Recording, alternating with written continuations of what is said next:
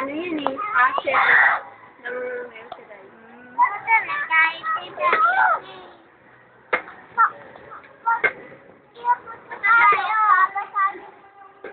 Sabi niya rin.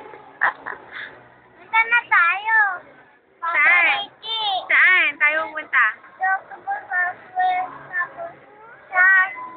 Sa alon. Dito yun eh, may bayad yun na. Natay pera. Sa alon. Sang alon? Yung alon, malapit. Saan?